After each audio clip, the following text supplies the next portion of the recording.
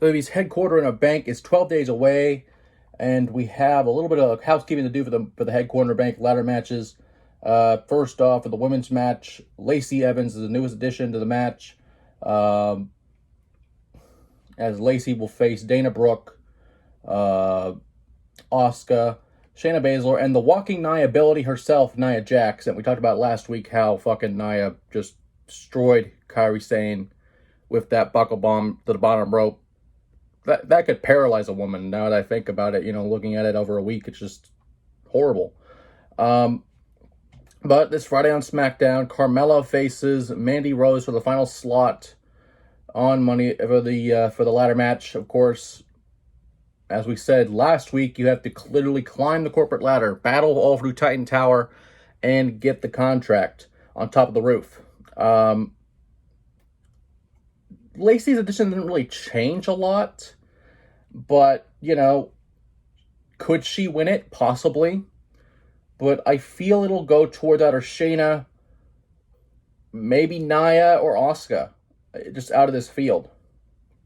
And finally, for the men's headquarter bank ladder match, Baron Corbin, King Corbin, was one of the recent additions, as well as Apollo Crews, but Apollo is out via injury last night on Raw during the United States Championship match due to Andrade was working over the leg the whole match, but the frog splash by Crews himself, crashing and burning, was kind of what did him in.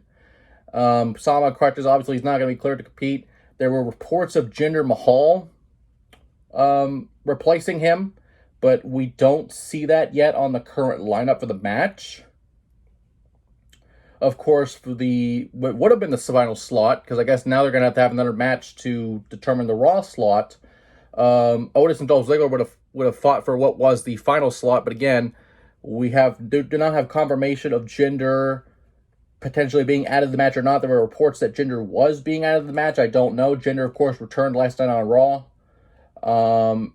Ironically, after an injury from, I don't remember what injury it was, but some kind of injury that required some kind of surgery, from what I remember.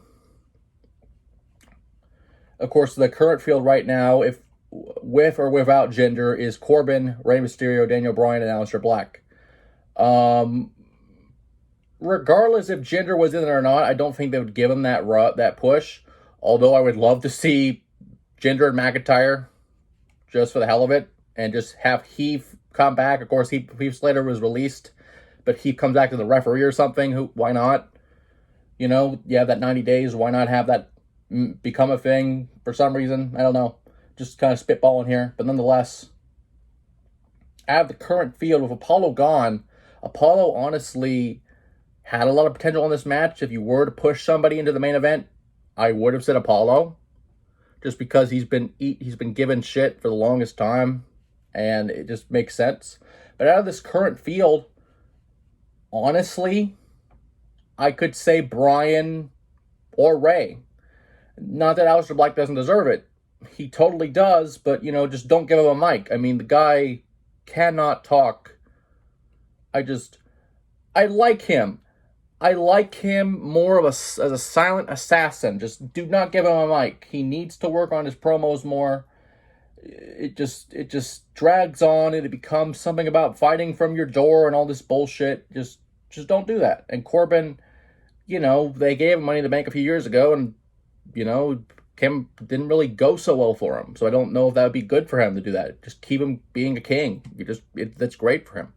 But with that being said, WWE's headquarter in a bank is about 11 days away, depending when you watch this, as of this recording. But, a lot can still happen. There were potential, like we said, for Jinder being in the match. We don't know that for sure, but, time will tell.